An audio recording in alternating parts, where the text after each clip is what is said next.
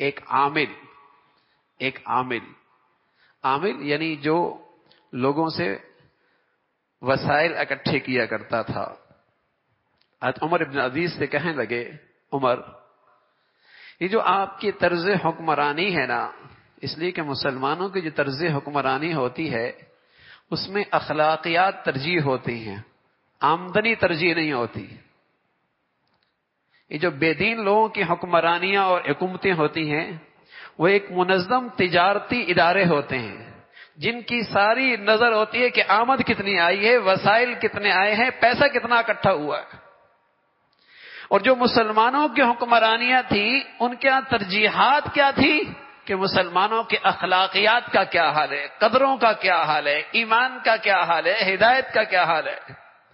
جو کچھ وسائل اکٹھا کرتے تھے وہ صرف ان کی تکمیل کے خاطر اکٹھا کیا کرتے تھے، وسائل ان کے مطلوب مقصود نہیں ہوا کرتے تھے. تو عمر ابن العزیز سے اس عامل نے کہا آپ کے جو طرز حکمرانی ہے نا اس سے آمدنی میں بہت فرق پڑ رہا ہے اور حکومتی وسائل اور مال میں بہت کمی آ رہی ہے. سبحان اللہ. عمر ابن عبدالعزیز رحمۃ اللہ علیہ نے فرمایا اس عامل سے ایسا جملہ کہا مختصر الفاظ میں کہ مسلمانوں کی اسلامی حکمرانی کا سارا آئینہ دکھا دیا.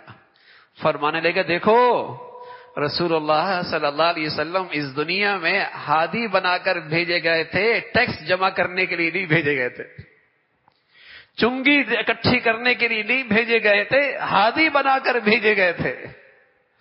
مسلمانوں کی طرز حکمرانی، مسلمانوں کی سب سے بڑی ترجیح قوم کے اخلاقیات کا کیا حال ہے.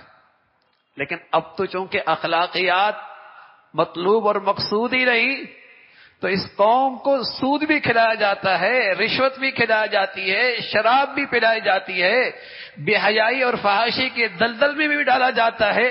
اس لیے کہ آمدنی جو ہوتی ہے اور وسائل جو حکمرانوں کو ملتے ہیں، حکومتوں کی تجوریاں جو بھرتی ہیں، قدریں کوئی چیز نہیں. اور اس کا نتیجہ یہ ہے کہ پوری قوم کا ذہن تجارتی بنتا ہے، پوری قوم کا ذہن تجارتی بنتا ہے. وہ نفع نقصان کو دیکھتا ہے، وہ قدریں، وہ رشتے، وہ محبتیں، وہ پیار، یہ سب ثانوی درجے ہیں. میاں نفع ہے کہ نہیں، اس سے مجھے فائدہ ملے گا یا نہیں ملے گا. قرآن کی زندگی تھی برکتی برکت ہوا کرتے. اور عمر ابن عزیز کا وہ زمانہ کیسا تھا، سبحان اللہ. بکری اور بھیڑیا اکٹھے بیٹھا کرتے تھے، بکری اور بھیڑیا اکٹھے بیٹھا کرتے تھے. اور اس فتن دور میں دو بھائی بھی اگر دسترخوان پہ اکٹھے بیٹھ جائے تو بڑی بات ہوتی ہے. وہاں بکرے اور بھیڑیا اکٹھے بیٹھا کرتے تھے. اس کو اس سے اطمینان تھا اور اس کو اس سے امن تھا. میں عرض کر رہا ہوں باپ بھی ایک ہے، ماں بھی ایک ہے. زندگی کے ماہو سال ایک دسترخوان پہ زندگی گزری ہے، پھر اس دسترخوان پہ بہن اور بھائی اکٹھے بیٹھ جائے، بڑی بات ہے، بڑی بات. ارے میرے عزیزو کیا کھویا ہے وہی عظیم الشان تحفہ جو اللہ نے اپنے حبیب کے واسطے سے انسانیت کو دیا تھا. وہی قرآن تو کھو بیٹھے ہیں. نہ عظمت دلوں میں رہی ہے، نہ عظمت دلوں میں رہی ہے. صحت کی عظمت ہے، پل بنانے کی عظمت ہے، گھروں کی عظمت ہے، سب چیزوں کی عظمت، اہمیت، مادی نقشوں کی اہمیت ہے. تو آج ان اداروں کی بھی اہمیت ہے. اور جہاں قرآن کی آبیاری ہو رہی ہو، قرآن کی خدمت ہو رہی ہو اور امت کے بچوں میں قرآن کا نور پیدا کیا جا رہا ہو، آج قوم کا حال کیا ہے؟ یہ مدرسی تو ہیں، بلکہ بعض بے دین لا دین دین بیزار لوگ تو کہتے ہیں یہ دینی ادارے، دینی مساجد، یہ مدارس، یہ بوجھ ہیں. یہ وہ بدقسمت مخلوق ہے جس کے دلوں میں ایمان، دین کی عظمت کوئی نہیں، جن کے گھر، جن کی زندگیاں قرآن سے خالی ہیں، جنہیں اندازہ ہی نہیں کہ اگر اللہ کا عذاب ٹلا ہوا ہے اور آنے والے آفات جو پہلی قوموں پہ آیا کرتے تھے، اگر آج یہ امت وطن عزیز محفوظ ہے تو ان معصوم بچوں کی برکت سے ہے، جو سحری میں اٹھ کر اللہ کا کلام پڑھ رہے ہوتے، جو سویرے سویرے چٹائیوں پہ بیٹھ کے شہروں میں، جنگلوں میں، دیہاتوں میں اللہ کا کلام پڑھ رہے ہوتے۔ ورنہ وہ کون سی بدی ہے جو پہلے قوموں میں تھی اور آج نہیں ہے؟ وہ کون سی برائی ہے جو پہلے قوموں میں تھی اور آج نہیں ہے؟ کچھ رہا سہا ان لوگوں کی برکت ہے جنہوں نے اس دولت کو آج سنبھالا دیا ہوا ہے۔ قرآن کی عظمت، قرآن کی عظمت، آج امت اس سے خالی ہو گئی۔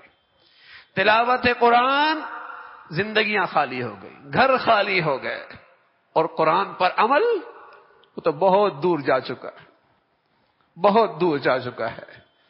تو میرے عزیزو، آمد رسول اللہ صلی اللہ علیہ وسلم کی آمد پر جو امت کو ایک بڑا تحفہ ملا ہے وہ قرآن کی دولت ہے۔ اس کا پہلا حق ہے اس کی عظمت ہو، اس کی عظمت ہو۔ اس کا دوسرا حق ہے اس کی تلاوت ہو، اس کا دوسرا حق ہے اس کی تلاوت ہو، اس کا تیسرا حق ہے اس پر عمل ہو، اور اس کا چوتھا حق ہے اس کا نظام، اس کی دعوت، اس کے پیغام پر، اس کو عام کرنے میں میری زندگی کتنی لگ رہی ہے، میرے وسائل کتنے لگ رہے ہیں، میری صلاحیتیں کتنے لگ رہی ہیں، یہ قرآن کا حق ہے۔ وقال الرسول یا ربی ان قوم اتخذوا هذا القرآن مہجورا۔ جس نبی سے ہم شفاعت کی امید لیے بیٹھے ہیں، حوض کوثر پہ ہم نے آپ کے دست مبارک سے پانی پینا، یہ ہماری زندگی کی سب سے بڑی آرزو ہے۔ اگر رسول اللہ صلی اللہ علیہ وسلم وہاں کھڑے ہو جائیں اور یوں کہہ لگیں وقال الرسول یا ربی ان قوم اتخذوا هذا القرآن مہجورا، اے اللہ میری یہ حکومت کا وہ حصہ ہے جس نے اس قرآن کو پس پش ڈال دیا تھا، جس نے اس قرآن کو پس پش ڈال دیا تھا۔ تو میرے عزیزو، یہ عظیم الشان امت کے پاس تحفہ ہے اور بڑی مبارک دولت ہے۔ زندگیوں میں لائیے، گھروں میں زندہ کیجئے، اپنے گھر کے اندر، اپنے زندگی میں تلاوت قرآن کو وظیفہ بنائیے، پھر اپنی زندگی کی برکتیں دیکھیے، پھر دل کا اطمینان دیکھیے۔ قرآن کا ایک نام ذکر بھی ہے، انا نحن نزلنا الذکر، ہم نے ذکر اتارا۔ قرآن کا ایک نام ذکر بھی ہے، اور اسی کے متعلق قرآن نے بتایا الا بذکر اللہ تطمئن القلوب، قرآن کی تلاوت سے، قرآن پر عمل کرنے سے دلوں کو اطمینان ملتا ہے، دلوں کو اطمینان ملتا ہے، دلوں کو سکون ملتا ہے، دلوں کو چین ملتا ہے۔ الا بذکر اللہ، اللہ کے ذکر سے، اے الا بالقرآن تطمئن القلوب۔ تو بڑی مبارک تحفہ ہے اس امت کے پاس۔ اللہ ہمیں اس تحفے کی قدردانی نصیب فرمائے، اور جو حقوق مسلمانوں پر اس کے ہیں، مسلمانوں کے لیے اس کی ادائیگی آسان فرمائے۔